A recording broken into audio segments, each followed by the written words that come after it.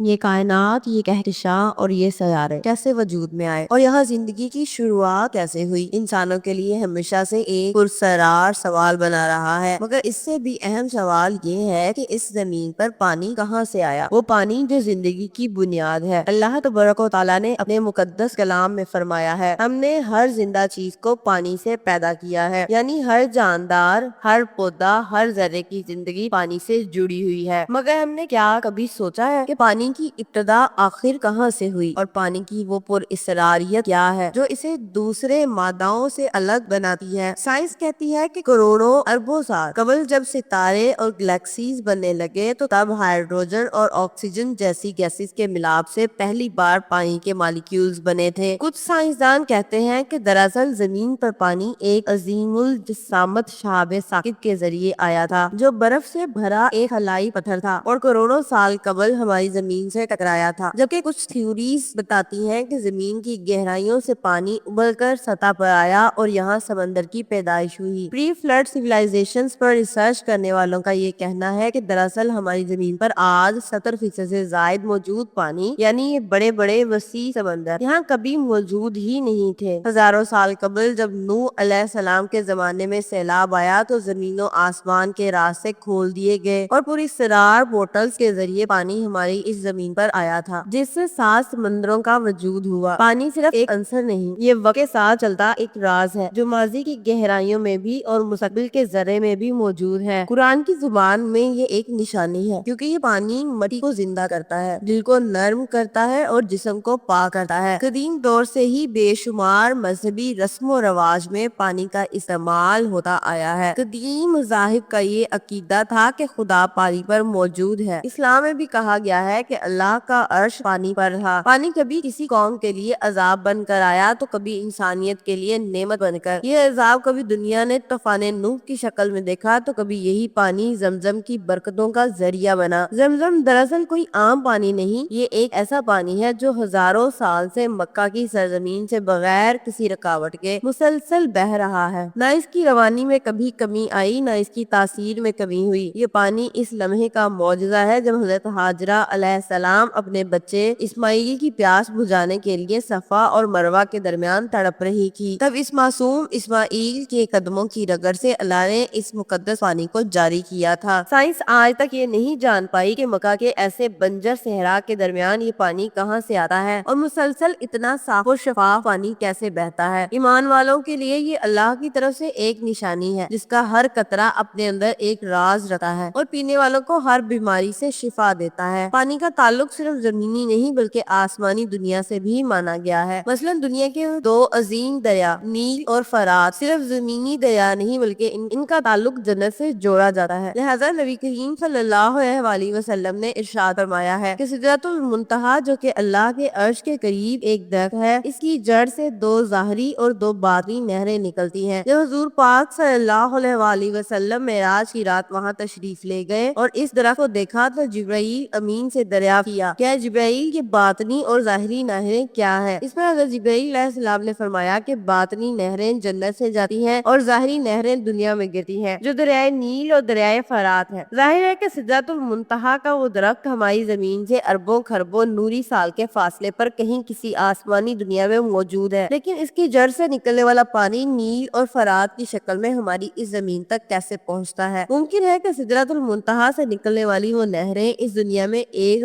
غیبی راستے کے ذریعے آتی ہیں جسے جدید سائنس کی زبان میں وارم ہولز یا پورٹلز کہا جاتا ہے۔ دنیا بھر کے الگ الگ علاقوں، لوک داستانوں اور مذاہب میں ایک اور اسرار پانی کا ذکر ہوا ہے جسے آب حیات کہا جاتا ہے۔ یہ ایسا پانی ہے جس کا پینے والا یا اس میں غسل کرنے والا ہمیشہ کے لیے امر ہو جاتا ہے اور وہ شخص ہمیشہ جوان اور زندہ رہتا ہے۔ عیسائیت اور اسلام کے اندر حضرت خضر علیہ السلام کی داستان کے ضمن میں اس پانی کا ذکر آیا ہے جسے انہوں نے پیا تھا اور وہ تا قیامت زندہ رہیں گے۔ قدیم یونان کے مشہور مورے ہیروڈوٹس نے اپنی تصنیف ہسٹوریا میں افریقہ کے قدیم میکوبینز لوگوں کے متعلق لکھا ہے کہ ان لوگوں کی عمر 120 سال ہوا کرتی تھی اور وہ ہمیشہ جوان رہتے تھے۔ یہ لوگ صحارا ریگستان کے شمالی علاقے میں آباد تھے۔ ان کی سرزمین میں ایک خاص قسم کا چشمہ بہتا تھا اور اس چشمے کا پانی ہی ان کی لمبی عمر کا راز تھا۔ مقدونیہ کے سکندر اعظم نے بھی اس پانی کی تلاش میں مختلف مشن روانہ کیے تھے، لیکن اس کے متعلق تاریخ میں زیادہ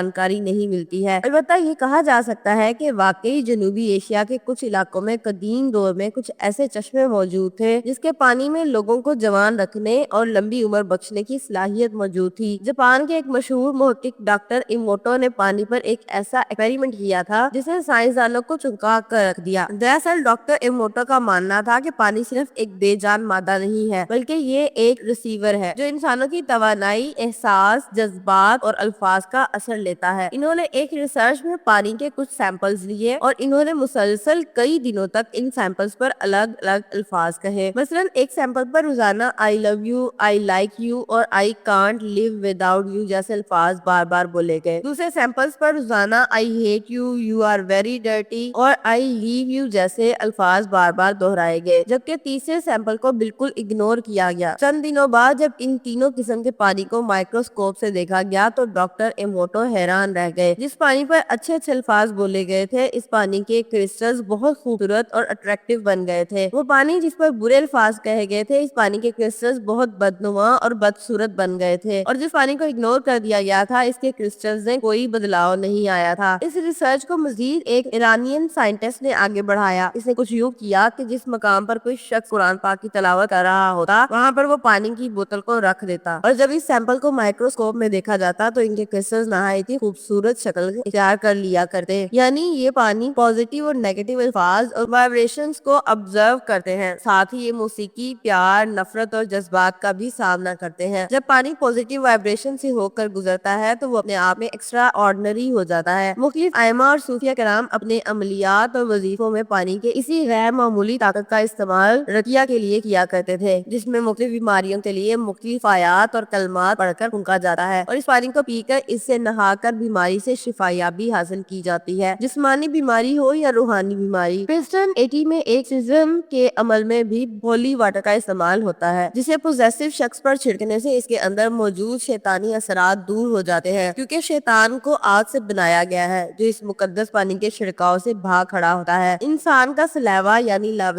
دہن بھی 70% سے زائد پانی موجود ہے، اور اس لاب دہن میں موجود پانی کو بھی مثبت بنا کر روحانی قوتوں کے لیے استعمال کیا جا سکتا ہے، جس کی سب سے حیرت انگیز مثال حضرت محمد صلی اللہ علیہ وسلم کا لاب دہن تھا۔ دراصل حضور کے لاب دہن میں اللہ نے خاص برکت اور شفا دی تھی، لہٰذا غزوہ خیبر کے موقع پر جب حضرت علی علیہ السلام کی آنکھ میں تکلیف ہوئی تب حضور نے ان کی آنکھوں میں اپنا لاب دہن لگایا اور ان کے لیے دعا فرمائی تو فوراً آپ کی آنکھیں ٹھیک ہو گئیں اور درد ختم ہو گیا۔ بعض اوقات نبی صلی اللہ علیہ وسلم پانی میں اپنا لاب دہن ملا کر مریضوں کو پلایا کرتے تھے تو صحت یاب ہو جاتے، لیکن یہ حضور کا ایک معجزہ تھا اور لاب دہن میں شفا بخشی کی یہ نعمت کسی عام شخص کو کبھی نہیں ملی۔ قرآن مجید میں خاص قسم کے پانی کا بھی ذکر ہوا ہے جسے آخرت میں ایمان والوں کو پلایا جائے گا اور جسے آب کوثر کا نام دیا جاتا ہے۔ علماء کرام کے مطابق الکوثر دراصل جنت میں ایک خاص نہر یا چشمہ ہے جو نبی صلی اللہ علیہ وآلہ وسلم کو عطا کی گئی ہے اور جس کا پانی نہایت ہی صاف، شفاف، میٹھا اور خوشبودار ہے۔ اس کا ذائقہ شہد سے بھی زیادہ لذیذ اور ٹھنڈک دودھ سے بھی بڑھ کر ہے۔ جو شخص بھی آب کوثر کو ایک مرتبہ پی لے گا وہ کبھی پیاسا نہیں ہوگا۔